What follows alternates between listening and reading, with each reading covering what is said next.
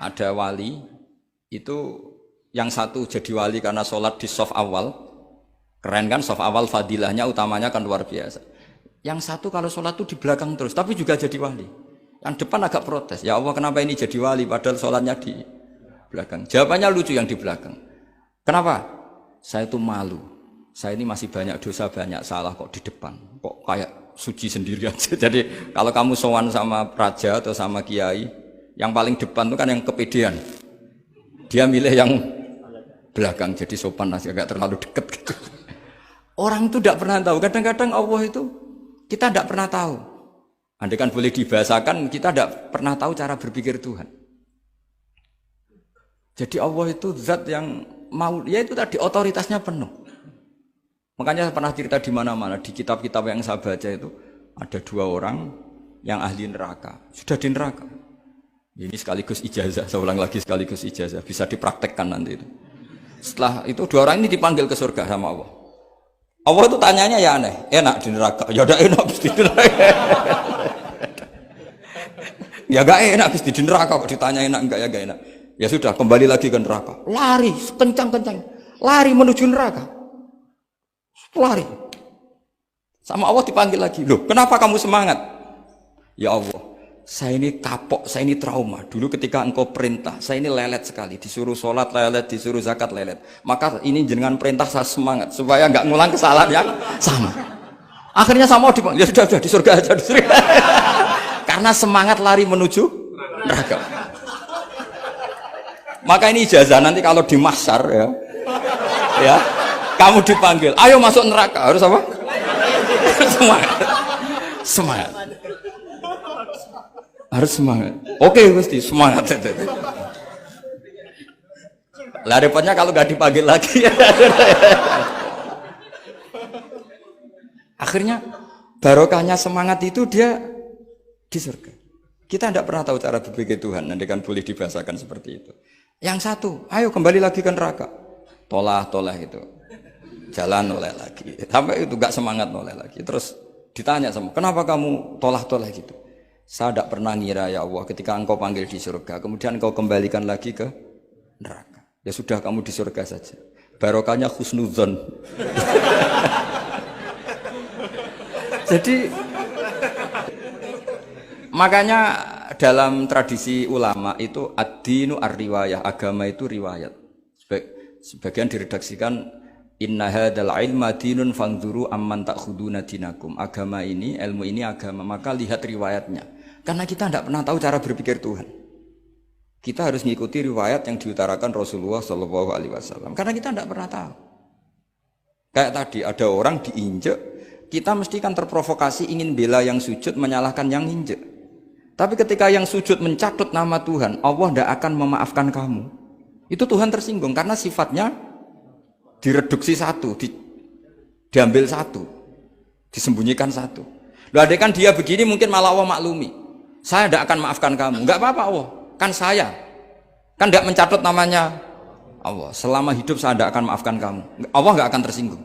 Karena dia sebagai manusia tentu punya dendam, punya rasa mangkal, punya emosi. Tapi kalau ketika bilang Allah tidak akan maafkan kamu, berarti dia mencatut statusnya Allah. Dan Allah disifatkan hanya satu dari sifatnya Allah, yaitu hanya sifat menyiksa. Padahal Allah punya sifat memaafkan. Ini hati-hati bagi orang-orang soleh, orang-orang yang terlalu berpikir keras dalam Islam, nggak boleh seperti itu. Masyhur itu kan, ada satu perkampungan yang sering secara masif terstruktural mau menghabisi Nabi. Yaitu namanya kampung Usoyyah, Ro'lan sama Zakwan. 3 kampung ini sering koalisi mau menghabisi Nabi. Sampai Nabi sering kunut nazilah, Allahumma an Ro'lan wa Zakwan wa Usoyyat asad Allah wa Rasulah. Sering dipasutkan gitu. Tapi Allah malah menurunkan wahyu, Muhammad, kamu tidak boleh intervensi saya seperti itu. Bisa saja mereka dapat hidayah. Semenjak itu Nabi meninggalkan kunut nazilah. Terus dan sebagian ulama mengatakan itu awal diturunkannya ayat laisalaka minal amri syai'un au yatuba alaihim au yu'adzibahum. Jadi ini sekaligus lagi-lagi ini bab khitab. Jadi ya seperti kita punya, makanya orang itu tetap donga ya muqallibal qulub sabbit qalbi ala dini, karena otoritas itu bagi yang punya. Maka kata malik, kata pemilik itu kunci dalam ilmu tauhid atau ilmu tafsir atau ilmu apa saja. Misalnya gini, saya punya rumah. Saya punya rumah yang ruangan depan itu ruang tamu, tentu dapat perlakuan khusus. Sering steril, sering bersih, bahkan dihias pakai bunga, pakai macam-macam. Ruangan tengah biasa. Ruangan belakang buat buangan sampah, buat WC, buat macam-macam. Sah apa enggak? Sah. Kenapa? Karena saya pemiliknya. Apa? Karena saya? Tapi kira-kira yang sedang di ruang tamu, tanah yang sedang di ruang tamu yang dimanjakan juga enggak boleh kumo luhur.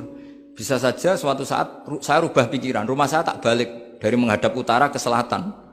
Yang dulu WC jadi ruang tamu, yang ruang tamu jadi WC. Langsung perlakuannya rubah 180 apa derajat, 360 derajat. Nah itu yang di sini nih, kenapa orang soleh pun tetap takut sama Allah, karena Allah tuh yaf'alu ma yasha, bisa melakukan apa saja. Sehingga tradisinya ulama ketika zaman ini sudah rusak seperti ini, ulama-ulama tidak ada yang khawatir, karena Allah mensifati dirinya Al-Hadi sebagai zat penunjuk. Coba kita sudah tidak ditungguin nabi, nggak ditungguin wali, nggak ditungguin orang-orang soleh dulu, tapi agama itu ya jalan sampai sekarang. Ada orang ngaji, ada orang sholat, ada orang zakat. Andaikan agama itu diserahkan manusia, sudah kita tidak bisa mempertahankan agama ini di zaman seperti ini. Tapi karena Allah itu Al-Hadi, zat yang memberi petunjuk, dan sifat Allah Ta'ala pasti tata'atsaru bi khalqih, pasti ada akibatnya di makhluk. Seperti Allah mensifati dirinya Ar-Razzaq, yang memberi rizki. Mbok zaman buyut-buyut perang dijajah Belanda ya tetap makan, ya tetap kawin. Kadang istrinya banyak padahal zaman jajan Belanda. Kita enggak dijajah aja susah. Dulu itu babah kamu istrinya 1 atau 2? Buyut-buyut kamu banyak yang 2 padahal miskin. Karena Allah mensifati dirinya Ar-Razzaq. Mbok keadaan kayak apa orang tetap dapat rezeki. Begitu juga Allah mensifati dirinya Al-Hadi. Mbok keadaan dunia rusak kayak apa tetap ada yang dapat hidayah. Jadi kamu tidak usah khawatir terhadap agama ini, karena Allah mensifati dirinya apa? Al-Hadi, zat yang memberi petunjuk. Kayak apa Amerika, kayak apa Korea. Saya itu pernah di Korea, katanya negara ateis. Di sana TKI yang nyari uang, ternyata di sana itu bikin masjid. Coba kalau Allah menghendaki, di Korea ada masjid. Karena bikin masjid gak boleh, kalau nyewa boleh. Jadi Korea itu ada satu aturan kayak di Jepang, kayak di umumnya negara maju. Yang sudah fungsi sosial itu tetap sosial, gak boleh menambah yang baru. Jadi kalau dari gereja dibeli masjid boleh, tapi kalau tanah lapang dipakai masjid gak boleh karena ngurangi tanah. Tapi kalau dari gereja jadi masjid boleh, dari bar untuk masjid boleh, dari pantai asuhan jadi masjid boleh. Pokoknya yang fungsi sosial.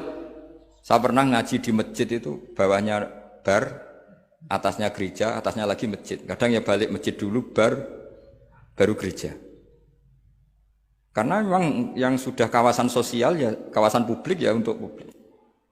Kita tidak pernah mengira kalau di sana ada tauhid. Tapi Allah itu Al-Hadi, apa? Allah itu Al-Hadi. Sehingga ya, delala ada orang Indonesia kerja di sana, terus nuraninya tersiksa kalau tidak ada tempat sujud. Akhirnya mereka urunan bikin masjid. Itu banyak yang santri saya sering ngaji saya. Ya saya ulang lagi ya. Jadi cara mikir khitab sama Allah gitu dulu ya. Enggak boleh kamu berpikir khawarid yang membatasi kekuasaan atau hidayatnya Allah Subhanahu wa ta'ala. Karena kita tidak pernah tahu. Sa'labah ngomong gitu itu masalah besar. Karena mengatakan kekasihnya Allah itu pemungli. Karena tadi, wah ini tidak zakat lagi tapi apa? Pungli. Ini apa? Pemerasan. Karena tadi jumlahnya sudah sekitar 4.000, zakatnya kan banyak sekali. Makanya saya mohon, saya model di UI itu setuju. Kalau zakatnya dimulai dari kecil lebih ringan. Misalnya kita gaji 1 juta, dipotong 25.000 kan ringan. Tapi kalau gaji kamu 1 miliar, kan mendingan untuk bayar supir, buat yang jaga gudang, kan mesti pikir aja sudah macam-macam daripada dipakai zakat. Ya, jadi diantara menganalisis Quran adalah apa? Dudukkan Allah sebagai malikul umur kulliha, yang menguasai semua urusan. Tapi kalau kita apapun hebatnya hanya sebagai ulama, hanya sebagai mufti, hanya sebagai kiai, itu tidak punya otoritas. Sehingga misalnya banyak kan, misalnya anak yang kita cintai, kita modali malah bangkrut, yang tidak kita modali malah kaya. Karena urusan tidak di tangan kita, tapi di tangan Allah Subhanahu wa ta'ala. Masjid juga gitu. Masjid yang dikelola secara sehat, rame jamaahnya gini-gini. Itu dikelola oleh manajemen. Ada masjid yang kelihatannya sepi. Jamaahnya ya sedikit apa, tapi kadang-kadang diridhoni Allah. Kenapa? Karena masjid itu enggak menjadi problem sosial bagi komunitasnya. Saya beri contoh, masjid ramai tentu baik, enggak perlu saya ceritakan, karena masjid ramai itu ya mesti baik. Masjid yang banyak jamaahnya tentu baik, itu enggak usah dibicarakan. Tapi ada beberapa masjid yang sepi, tapi Allah itu suka. Kenapa? Karena lembaga agama itu enggak boleh mengganggu sistem sosial. Jadi kita tidak pernah tahu cara berpikir Nabi. Yaitu banyak kan sahabat habis sholat duhur, ba'diyah di masjid, qobliyah di masjid. Apa kata Nabi? La taj'alu buyutakum kuburan, cung nak apik aja mbok entek-entekno ning masjid. Omam ya bagai keapian. Rumah kamu jangan jadikan kuburan. Jadi sholat sunatnya di masjid, ba'diyahnya di masjid. Pulang-pulang tanya, "Mah, makannya di mana?" Terus marah-marah karena kurang disediakan makanan. Kan lucu kan? Di masjid qobliyah, ba'diyah pulang-pulang tanya apa? Makanan. Tersinggung lagi kalau belum disediakan. Akhirnya apa? Anak-anak kita yang kecil kenangan melihat bapaknya itu apa? Bapak itu orang yang kalau dari masjid tanya makanan dan marah kalau tidak kesampaian. Coba kalau kamu datang dari masjid sholat, kenangan anak kamu apa? Bapak itu orang yang kalau datang dari pergi sholat. Sehingga kenangan anak-anak kita ini melihat kita sholat sujud di rumah. Jika Nabi membahasakan apa? Jangan jadikan rumah kamu sebagai kuburan, kasih jatah sholat. Sehingga ulama mengatakan jamaah itu paling baik itu di masjid untuk jamaah fardu. Untuk sholat sunat beberapa malah sebaiknya di rumah. Sehingga saya ini sebagai kiai ya sering bingung. Bingungnya kadang ada orang terlalu overacting, ingin masjidnya ruame sehat. Yang satu enggak. Saya ini sering dipamiti, ya saya akhirnya bingung. Bingungnya ya barokahnya ngalim itu bingung, kalau enggak ngalim malah enggak bingung. Karena ya sudah harus gitu. Sampai tak beritahu ya. Nabi awal ngendikan itu ju'ilat lanal ardu kulluha masjidan. Semua tanah Allah itu hakikatnya masjid. Apalagi ini rumah kita. Anak kita biar menyaksikan saat kita sujud, saat kita baca Quran, saat kita ngaji. Kalau semua ini di masjid, kemudian Anda di rumah taunya makanan, menuntut ngopi, menuntut kenangan di keluarga kita kurang baik. Makanya Nabi membahasakan apa? La taj'alu buyutakum kuburon. Jangan jadikan rumah kamu sebagai kuburan. Apalagi ada pepatah lagi, al-ummu madrasatul ula. Ibu adalah madrasah pertama. Coba kalau kita ngajarin Quran di rumah, ya tentu masjid ya tetap ada kegiatan, tapi jangan sampai mematikan rumah. Sehingga kita sebagai ulama itu ada masjid rame ya seneng, ada masjid setengah rame ya enggak apa-apa. Asal efeknya menyebar ke masyarakat. Jadi ramenya masjid ya baik, tidak ramai kalau yang ramai ibadah di rumah-rumah juga baik.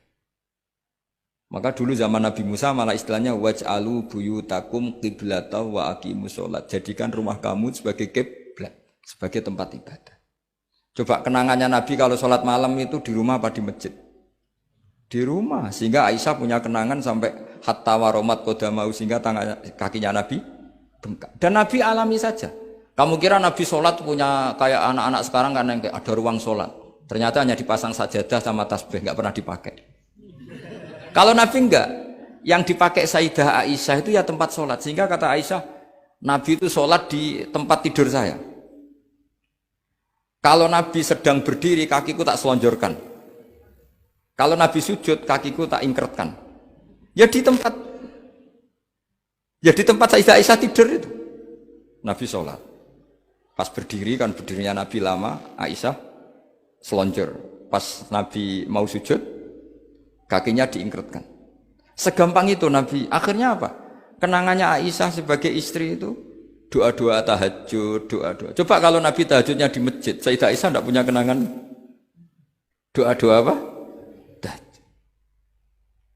Sehingga kita harus ngikuti ngaji. Sehingga kalau nuruti teori ya, sholat itu ibadah. Sebaiknya kalau ibadah ya di tempat ibadah. Tidak seperti itu cara pandang. Kata Nabi, semua buminya Allah adalah saksi kita ketika ketemu Allah. Semakin saksi itu baik, banyak, maka semakin Baik, maka kalau sholat sunat, kesunatannya itu pindah-pindah tempat. Tapi ya jangan terlalu habis di sini terus pakai mobil ke sana gitu. Iya, kalau pas di perempatan ada orang cantik nggak jadi diterusin nanti. Tapi ini sama saya cerita ya. Jadi di antara mengkaji Quran itu mengkaji cara Allah membuat khitab. Dan yang kunci semua adalah Allah adalah zat sing otoritatif malikul umurikul dia.